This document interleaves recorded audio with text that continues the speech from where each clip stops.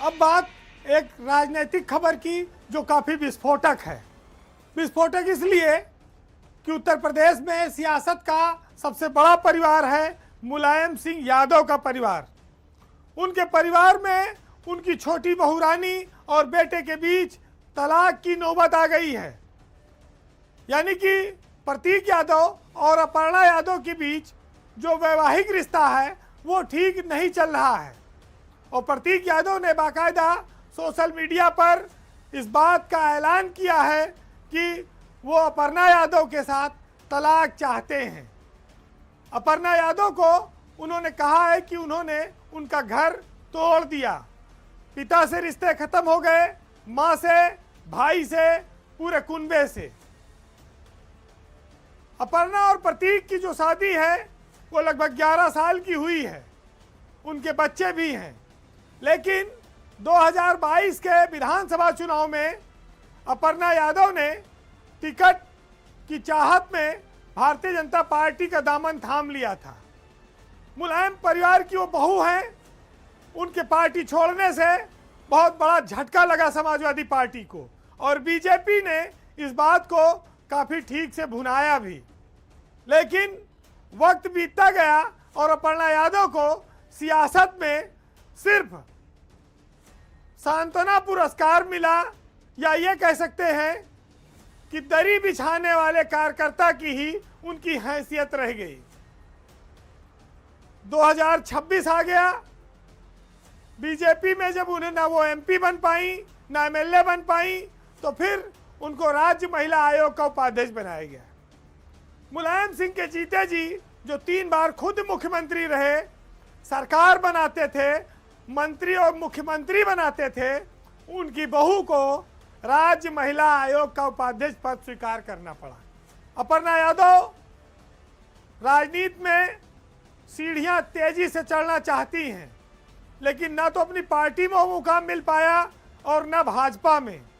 KGMU में जो love जिहाद का कांड हुआ, डॉक्टर की गिरफ्तारी हुई, वहां भी अपर्णा यादव ने कुछ दिन पहले पहुंचकर नाराजगी जताई थी और उनके समर्थकों ने वहां पर हंगामा कर दिया, जिसकी वजह से केजीएमयू की बीसी सोनिया नित्यानंद को प्रेस कॉन्फ्रेंस छोड़कर भागना पड़ा था। समाजवादी परिवार में इतना बड़ा बवाल हो गया, तरह तरह के तमाम सारे कमेंट्स आने लगे, लोग बातें करने लगे।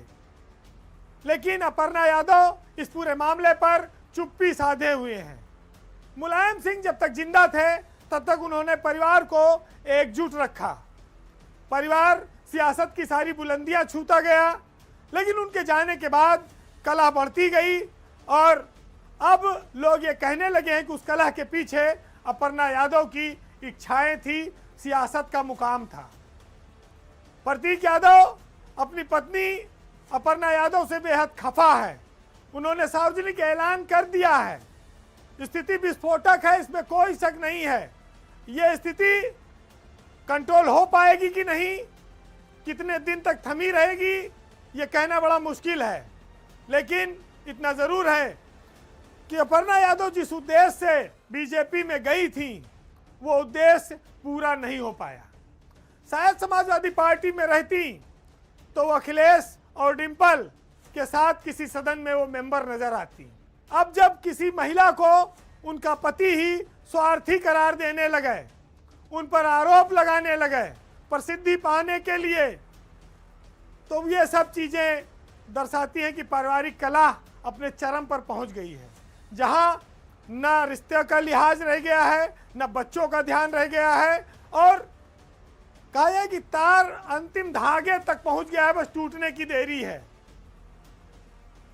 राजनीति किसी परिवार को इस मोड़ पर ले आए। शायद उत्तर प्रदेश में आपने पिछले 8-10 सालों में कोई ऐसा परिदृश्य नहीं देखा होगा, ऐसी पिक्चर नहीं देखी होगी। राजनीति में कहते हैं कि एक फैसला आपको गड्ढे में भी ले जा सकता है, आपको बुलंदी पर भी पहुंचा सकता है। इतने बड़े राजनीतिक परिवार की विरासत को छोड़कर किस आश्वासन पर अपर्णा यादव बीजेपी में गई थी, आज तक इसका सवाल का कोई जवाब नहीं मिल पाया है। गई ही थी तो कुछ मोल तोल कर लेती, विधान परिषद ले लेती, लोकसभा ले लेती, राज्यसभा ले लेती, कुछ तो ले लेती, तब भी लोगों को लगता कि उन्होंने फैसला सही किया। आज जिस तरह से मुलायम परिवार की कहानी, जिसको लोग बड़ा सम्मान से नाम लेते थे, वो एक तरह से कहा जाए अखबार में छप गई, गली गली पहुंच गई। अब इससे ज्यादा बुरा हश्र और क्या हो सकता है। तो कहते हैं कि घर की इज्जत बचाने के लिए बड़ा त्याग करना पड़ता है, लेकिन नादानी और जोश और कहा जाए कि चाहत कई बार ऐसे फैसले करवाती है, जब समय बीतता है पीछे मुड़कर देखिए तो लगता है कि गलतियां कहां कहां पर हुई। फिलहाल किसी का परिवार नहीं टूटना चाहिए, अगर वो बच सकता है तो बचे। राजनीति अपनी जगह है, परिवार का मान सम्मान अपनी जगह है, लेकिन ये समझना और सोचना उन्हीं दोनों को हुई है।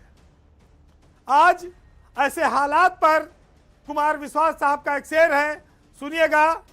पावर सेंटर में जाते जाते हम आपको इन सच्ची और कड़वी लाइनों के साथ छोड़ जाएंगे कि हम शब्द वंश के हर कार्य, सच कहना अपनी परंपरा, हम उस कबीर की पीढ़ी जो बाबर अकबर से नहीं डरा, पूजा का दीप नहीं डरता है इन षड्यंत्री आभाओं से, और वाणी का मोल नहीं चुकता है अनुदानित राज्य सभाओं से।